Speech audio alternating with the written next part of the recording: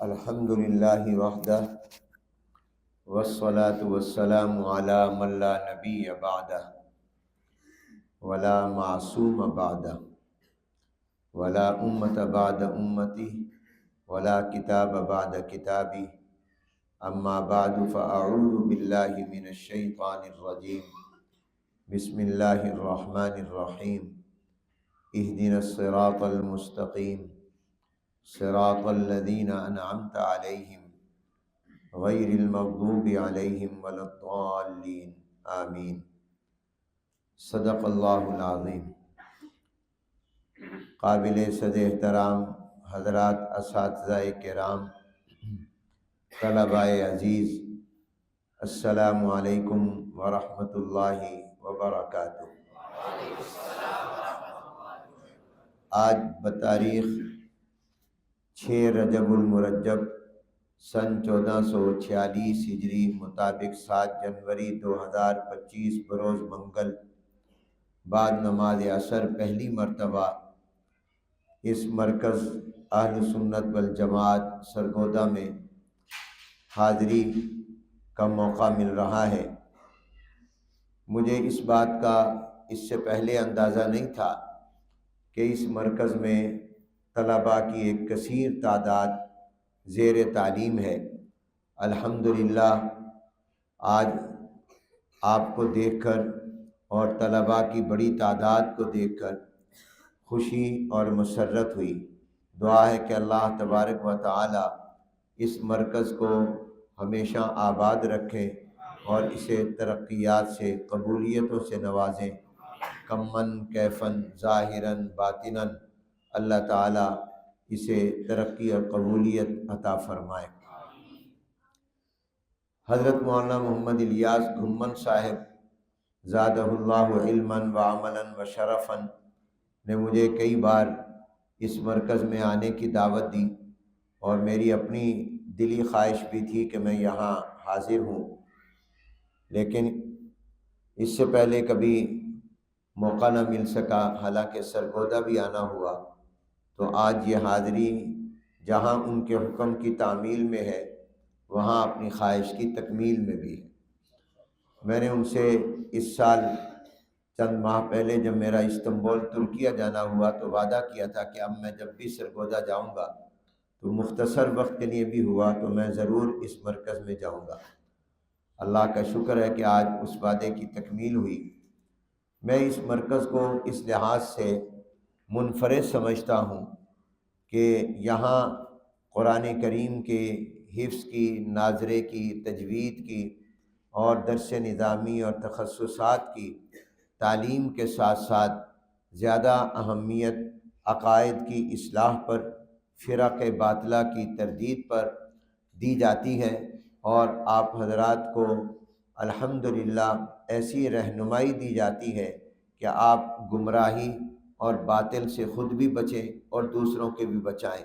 گویا اس اعتبار سے یہ مرکز ایک فکری اور نظریاتی مرکز ہے، یہی اس کا ایک امتیاز بھی ہے۔ تو اور اس بات کی ضرورت بھی ہے کہ فکری اور نظریاتی ادارے قائم ہوں، اور ایسے ادارے ہماری ضرورت ہے۔ ہم کہتے تو ہیں کہ ہم اہل سنت والجماعت ہیں، ہماری پہچان بھی یہ ہے، ہمارا نام بھی ہے۔ بعض حضرات نے اپنا تعارف اہل حدیث کے نام سے کرایا ہے، بعض حضرات نے اپنا تعارف کچھ اور ناموں سے کرایا ہے۔ ہم جو اپنے آپ کو کہتے ہیں تو وہ یہ کہتے ہیں کہ ہم اہل سنت والجماعت حنفی دیوبندی ہیں، لیکن کبھی ہم نے اس کی حقیقت پر بھی غور کیا، اس کے معنی پر بھی غور کیا کہ ہمارا یہ نام اہل سنت والجماعت حنفی دیوبندی کیوں ہے، اور یہ نام ہمیں کہاں کہاں ملاتا ہے۔ تو یاد رکھیے، جب ہم یہ کہتے ہیں کہ ہم اہل سنت ہیں تو اس کا معنی یہ ہے کہ ہم جناب نبی کریم رحمت عالم حضور اکرم صلی اللہ علیہ وآلہ وسلم کی سنت کو ماننے والے، حضور کی سنت پر عمل کرنے والے، اور جناب نبی کریم صلی اللہ علیہ وسلم کے طریقوں کی پیروی کرنے والے ہیں۔ اور آپ جانتے ہیں کہ قرآن کریم کے بعد، کتاب اللہ کے بعد سب سے بڑی دلیل اور حجت شرعیہ وہ سنت رسول اللہ صلی اللہ علیہ وسلم ہے۔ سنت کی اہمیت کو بھی آپ سمجھتے ہیں۔ سنت کس کو کہتے ہیں؟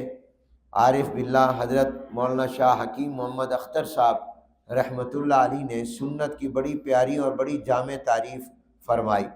فرمایا سنت نام ہے حضور اکرم صلی اللہ علیہ وسلم سے محبت حضور کی پسند کے مطابق، اور بدعت نام ہے حضور صلی اللہ علیہ وسلم سے محبت اپنی پسند کے مطابق۔ جناب نبی کریم صلی اللہ علیہ وآلہ وسلم سے محبت ہو حضور علیہ السلام کی پسند کے مطابق، یہ تو سنت ہے۔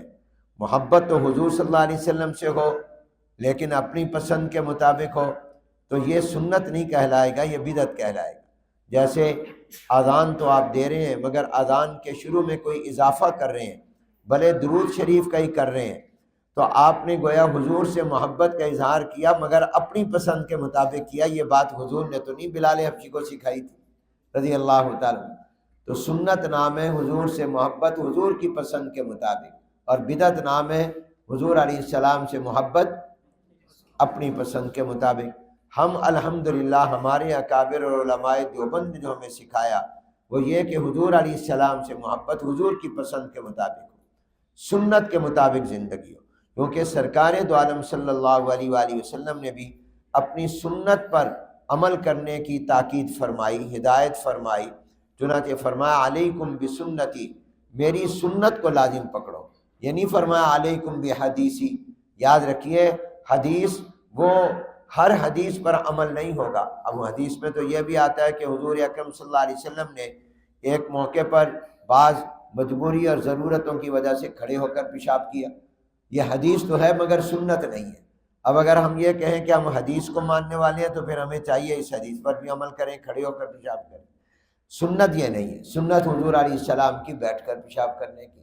تو حضور علیہ السلام نے یہ نہیں فرمایا کہ میری حدیث پر عمل کرو، فرمایا میری سنت پر عمل کرو۔ اس لیے علیکم بحدیثی نہیں فرمایا، علیکم بسنتی فرمایا، میری سنت پر عمل کرو۔ اور جب دنیا سے جا رہے ہیں حدیث الثقلین تو فرمایا میں تمہارے اندر دو چیزیں چھوڑ کر جا رہا ہوں، جب تک تم انہیں مضبوطی سے پکڑے رکھو گے گمراہ نہیں ہوگے۔ ایک کتاب اللہ کا قرآن و سنتی، اور اپنی سنت، میں اپنی سنت تمہارے اندر چھوڑ کر جا رہا ہوں۔ تو ہم اہل سنت اس لیے کہتے ہیں کہ حضور علیہ السلام نے سنت پر عمل کرنے کی تاکید فرمائی۔ تو جب ہم اہل سنت کہتے ہیں تو گویا ہمارا رشتہ حضور اکرم صلی اللہ علیہ وسلم سے ہو رہا ہے کہ ہم حضور علیہ السلام کی مبارک زندگی اور مبارک طریقوں پر عمل کرنے والے۔ آگے والجماعت کہتے ہیں، جماعت سے مراد ہے جماعت صحابہ کرام رضوان اللہ تعالی اجمعین، جن کے بارے میں حضور علیہ السلام نے فرمایا الصحابۃ کلھم عدول، میرے تمام صحابہ عادل ہیں، میرے تمام صحابہ سچے ہیں، میرے تمام صحابہ معیار ہیں، میرے تمام صحابہ جو ہیں وہ قابل اتباع ہیں۔ تو اس لیے ہم حضور علیہ السلام کے صحابہ کو مانتے ہیں کیونکہ حضور کو سب سے زیادہ دیکھنے والے صحابہ کرام ہیں، اس لیے ہم والجماعت کہتے ہیں۔ تو اس کا معنی یہ ہے کہ ہم صحابہ کی پیروی کرنے والے ہیں۔ پھر حنفی کہتے ہیں، امام اعظم ابو حنیفہ کی طرف نسبت ہے کیونکہ جو اجتہادی مسائل ہیں جن کا حکم قرآن و سنت میں واضح طور پر نہیں ہے تو وہاں پر ہم اجتہادی اور مسائل میں امام ابو حنیفہ رحمۃ اللہ علیہ کی تقلید کرتے ہیں، ان کو مانتے ہیں، اس لیے ہم حنفی ہیں۔ پھر ہم اپنے آپ کو دیوبندی کہتے ہیں، اس لیے کہ ہمارا جو مشرب اور طرز ہے، طریقہ ہے، وہ ہے جو علماء دیوبند کا ہے۔ تو ہم یہ جو دعا ہر نماز میں کرتے ہیں اہدنا الصراط المستقیم، اے اللہ ہمیں سیدھے راستے پر چلا، تو اب آپ دیکھیے آگے اللہ نے یہ نہیں فرمایا سیدھا راستہ اسلام کا راستہ ہے، ایمان کا راستہ ہے، قرآن کا راستہ ہے، نہیں فرمایا سیدھا راستہ ان لوگوں کا ہے جن پر میں نے انعام کیا۔ تو میرے دادا حضرت مولانا خیر محمد صاحب جلندی رحمۃ اللہ علیہ فرماتے تھے کہ سورہ فاتحہ میں ہی اللہ نے ہمیں تقلید کا حکم دے دیا کہ مقلد بنو، اس لیے کہ جب تم ہدایت مانگ رہے ہو تو ہدایت کن کی؟ جن پر میں نے انعام کیا، نبیوں، صدیقین، شہداء، نیک، ان کے راستے پر چلو، اسی کا نام تقلید ہے۔ تو اس لیے ہم اہل سنت والجماعت حنفی دیوبندی ہیں، اور الحمدللہ اس مرکز میں آپ کو اس کی تفصیلات بتائی جاتی ہیں، اس کے دلائل بتائے جاتے ہیں، اور آپ کو پکا اہل سنت والجماعت حنفی دیوبندی بنایا جاتا ہے۔ اس لحاظ سے میں نے کہا یہ فکری اور نظریاتی ادارہ ہے۔ اللہ تبارک و تعالی آپ کو اس ادارے میں رہتے ہوئے زیادہ سے زیادہ علم حاصل کرنے کی توفیق عطا فرمائے اور اسے ظاہری اور باطنی ترقیات سے اللہ نوازے۔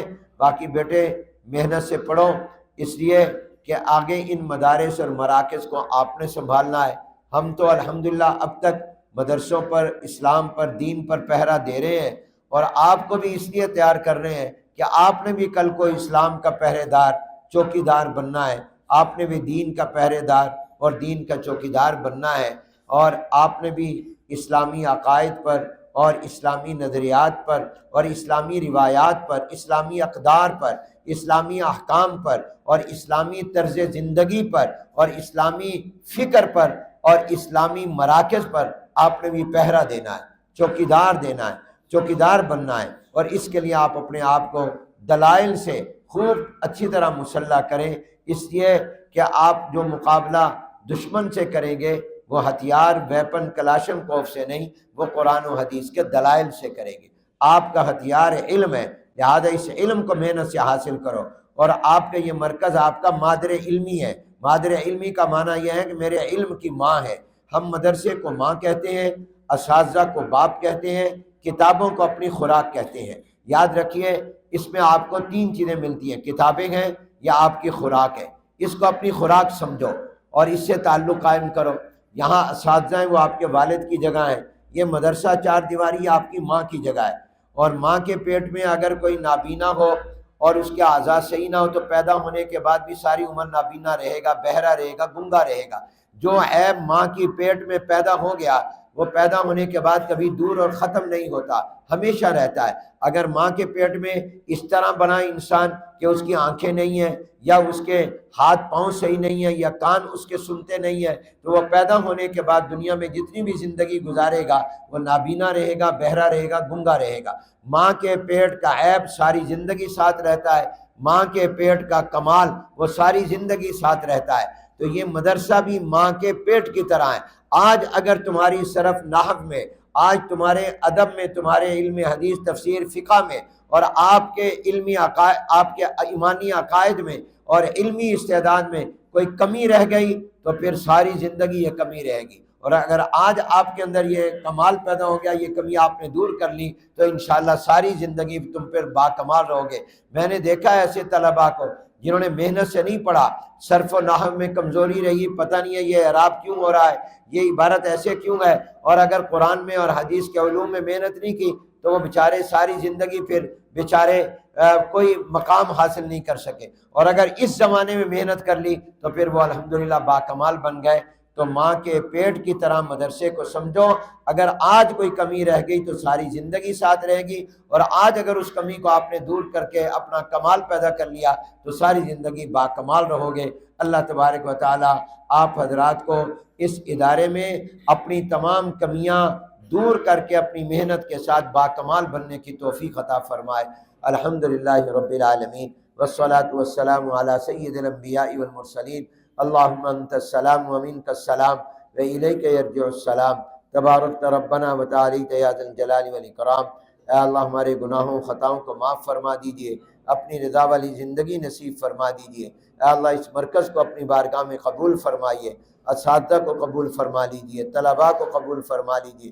اے اللہ اس کو کمن کیفن ظاہراً باطناً ترقی اور قبولیت سے مالا مال فرمائیے۔ اے اللہ ہر طالب علم کو علم نافع عطا فرمائیے، عمل صالح نصیب فرمائیے۔ اے اللہ ان طلباء کو خوب محنت کی توفیق عطا فرمائیے اور آنے والے امتحانات میں اعلیٰ نمبروں میں کامیاب فرمائیے اور امتحان کی تیاری کی خوب توفیق عطا فرمائیے۔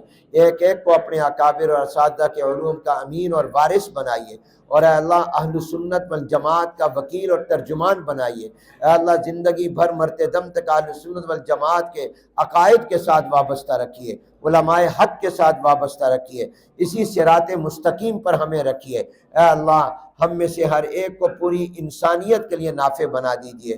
ربنا تقبل منا انک انت السمیع العلیم وتب علینا انک انت التواب الرحیم، وصلی اللہ تعالی علی خیر خلقہ محمد وعلی آلہ وصحبہ اجمعین برحمتہ۔